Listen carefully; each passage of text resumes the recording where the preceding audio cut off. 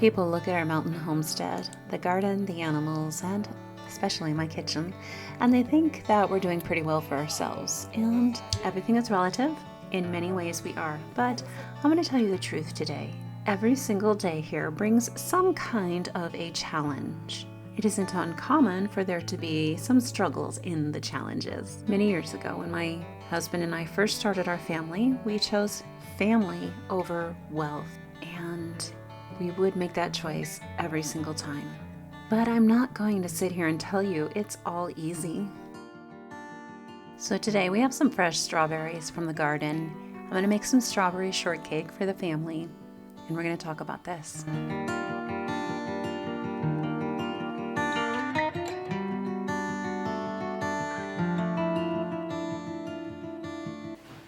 It is summertime and we have unusual weather this week.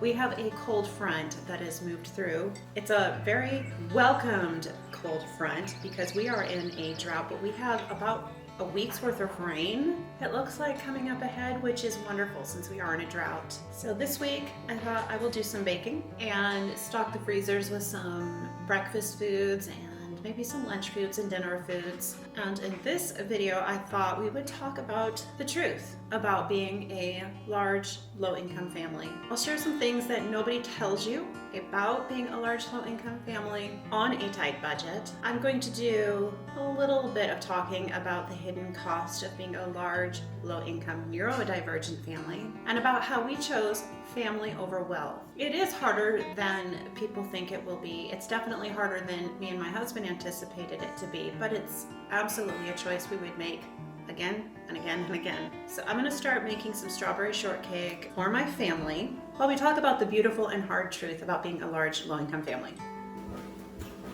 Get this party started. When my husband and I set out on our journey to have a large family over 20 years ago, nobody took us aside and told us what we were in for, prepared us. Coming from small families, we had no idea what we were in for.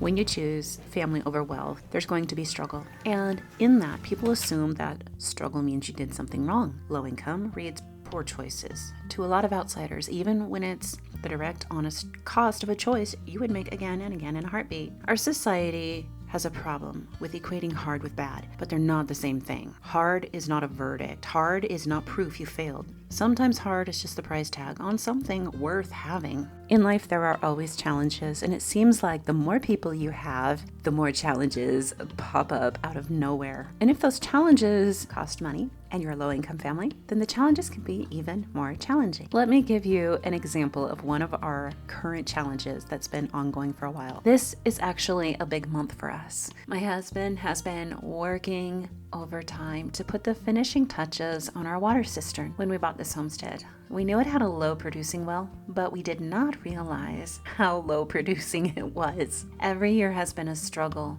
We've also been in a drought, so it's gotten worse every year. This isn't just us either. This drought has hit families all across our county and state. This year has been the hardest yet. We, here on our mountain homestead, started running low on water back in May, when normally that doesn't start to happen until the end of June. Talk about inconvenient. We and so many in our area have had to be very creative with water conservation. We've been having to go to the laundromat, which is not fun. For a family our size, that's about a $300 a month bill. And when you're low income, that really tries a person's character and faith. But this week has actually been a good one. We got the garden weeded just in time for rain. You know, that's one positive thing about having many hands. Me and my tribe can plow through and get a good-sized garden weeded in a little bit of no time. Right now, right when we needed it the most, a storm is rolling in, literally coming at a time that is going to save our garden. There's something almost funny about that, isn't there? A storm saving us in the middle of a drought. The Lord, He's blessed us with solid work opportunities for the last several months, so we haven't had to go into debt for our cistern, which was something we thought we were going to have to do last year at this time. So that has been just a wonderful, massive, big blessing. But that's how it is for a large, low-income family. So often, you kind of get by the skin of your teeth. I call it the Peter test. Having faith in the storm. Isn't that what it's all about?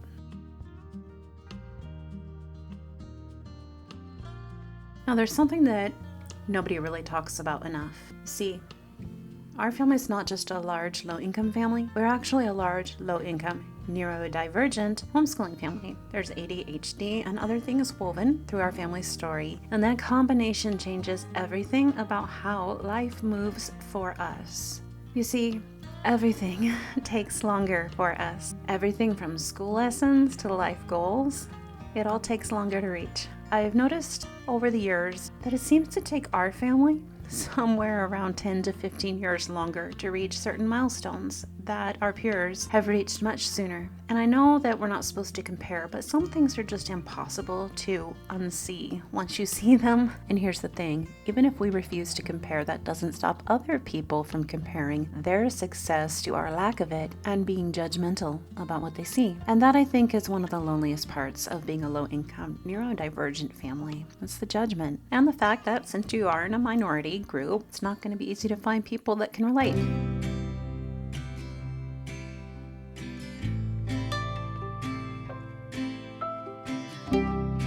Something I remind myself of often is some of us get our treasures here on earth, and some of us are storing more up for when we get to heaven. The thing is, the margin is always thin. One car repair, one broken appliance, one bad month, and you feel it immediately. There's just seldom a cushion. And you also give up things quietly that people don't see you give up. Not just money, sleep, time alone, the ability to finish a thought without being interrupted. That is, if you have a larger family that you're growing, and your body remembers everything. I know we hear a lot about how our bodies are made to have children and give birth, but the thing is that years of pregnancy do take a toll. Nursing, lifting, carrying, it all adds up in ways that people don't talk about. I am going to say something that is going to ruffle a few feathers in the homemaking space. A lot of you know I run in circles where tradwife content is everywhere. And I need to tell you, I am not a tradwife. I do not believe tradwife and biblical wife are the same thing. I did a whole video talking about that, but I will go into a little additional detail here. When I got married, I honestly thought I was signing up for one of those tradwife lifestyles, a tradwife marriage. And I thought that tradwife and biblical wife were one and the same. But through our low-income years, the Lord has shown me what it actually means to be a biblical wife. A biblical wife is a Proverbs 31 woman. She is her husband's helpmeet, like the scripture says. And here's what I've learned. Different husbands need different things from their wives. So there is not a one-size-fits-all version of this. As a low-income family, I learned quickly what my husband actually needed from me. And it wasn't what I ever expected it would be. He didn't need a wife who made his breakfast every morning and packed his lunch every single day. I really believed that was going to be one of my roles. And it took me years and a fair amount of wasted food and money to realize that wasn't what my husband needed from me at all. I will never forget the time I made this huge batch of sausage gravy because he said he liked sausage gravy. He didn't eat a single bite. I stored it away in the fridge and I told him it was there for his breakfasts because he would get up a lot earlier than I did at that time. This was many years ago. But he didn't eat a single bite of it because he didn't like breakfast. And then there was the times I would pack him lunches. He wouldn't eat them because he would always say it's too hot outside. My husband, he's a workaholic. I too am a workaholic. And even with both of us working hard, we have always been low income, largely because we are a larger family. And we've chosen family over materialism and financial gain. And it's a choice we would make again and again and again. Even though we've been mocked a lot over the years, believe me, I've heard all the barefoot and pregnant jokes. But here's the thing, I love being barefoot. And I loved those years of having my children. So that jab never really landed the way people meant it to. Friend, I want to take a brief moment and introduce you to a really special company that has just been kind of a life raft for me lately. And so I just want to do a brief little shout out. We're still a couple weeks away from our garden being ready to harvest anything to start eating off of, but it's still requiring a lot of work and time, which is why it was so nice to get this Green Chef order this week. So I have some dietary restrictions and can't always eat what I've prepared for my family. Green Chef makes it so much easier for me to eat meals that fit into my dietary needs without sacrificing flavor. And honestly, I find myself craving these meals because they're just that good. I love that they use certified organic produce and responsibly sourced proteins, so I can feel confident about what I'm feeding myself in the middle of a season where I'm already stretched thin, cooking everything from scratch for our family. The recipes are simple to put together, they help me hit my protein goals, and they take one decision off my plate in a season where decisions are already in short supply.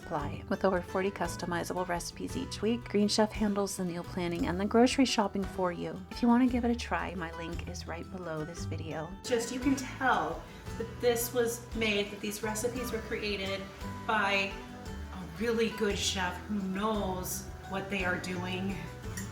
They're so good.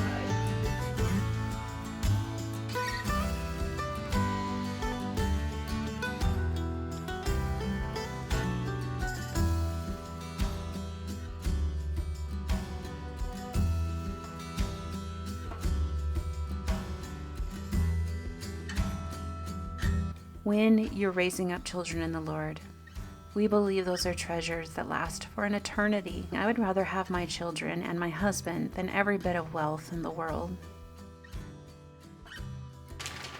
When I was in my childbearing years and having all of my children, which, a little bit of a trigger warning, I have 6 living, but I've actually had 13 pregnancies total. So there's been some losses in there.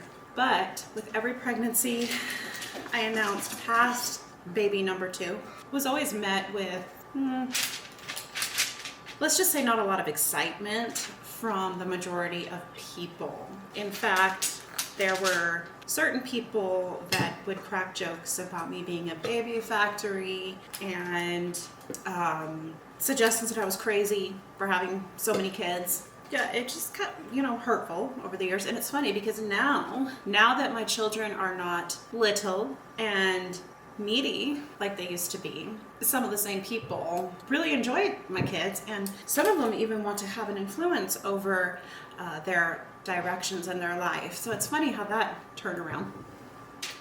I think it's really kind of shameful how mothers in general are often shamed. Big family mamas are just shamefully shamed, and low-income big family mamas there's just a lot of judgment that we face. But when it's all said and done, I feel like we're the ones that kind of come out on top because we're surrounded in love and life and blessings and more joy than I knew could exist this side of heaven. And that's our reward. Now, I do think that if we can't find joy in the midst of it, the outcome can look a bit different. It seems that it's just really important that amidst the tears, amidst the hardships, we also take some time to notice and appreciate the joy and the blessings. And it's important that our kids see that. I think that's one of the most important things, and one of the hardest things too, because when you're in the midst of the struggles, it's really hard to see the good, but it's so important. So important. It means everything. That's why I'm here. That's why I do what I do, to hopefully help the moms out there that are struggling, whether you're a large family, a small family, low-income family, just any struggling mama, to say, hey, okay, we got to see the good in all of this. We have to find the roses amidst the thorns, because that's where it's all at. And we have to stick together, because the world can be very cruel. Very, very cruel. Especially online, people say things that they would never have the guts to say to a person face to face. I think that's really shameful. It's one of my rules. If you don't have the guts to say something to somebody's face, don't say it online. And I actually do adhere to that rule. But it's funny because I guess I must have one of those RBF faces. Nobody ever says anything to my face. Not even when I would nurse my babies in a restaurant. I never, ever once had the, like the negative comments or the dirty looks or anything like that. And I realized that I think I have an RBF face, and a lot of people are just scared of me.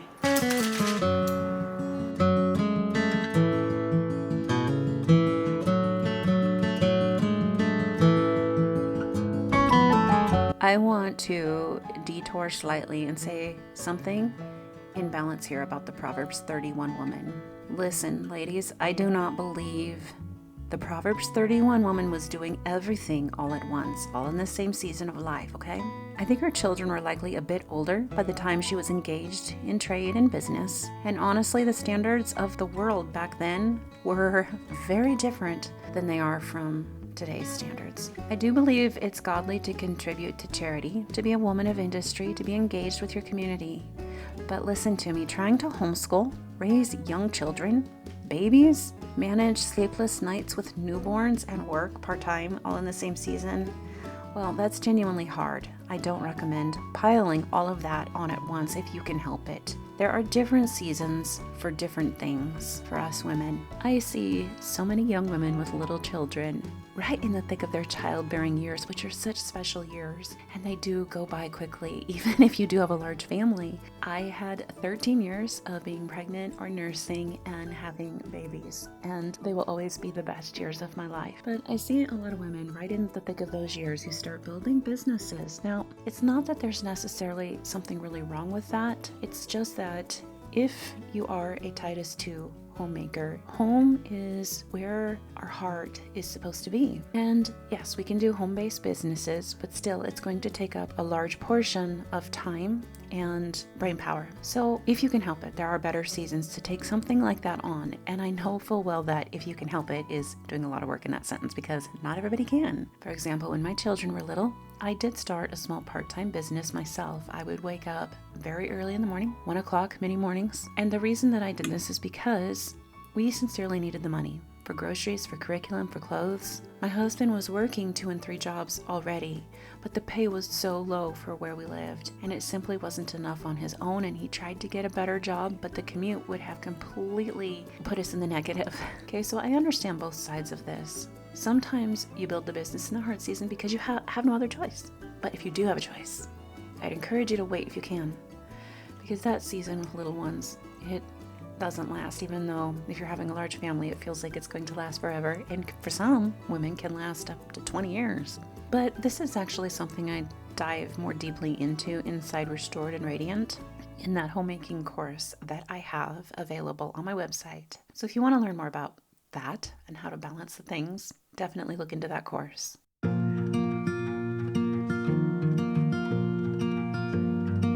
Speaking of seasons, summertime for us always means one thing.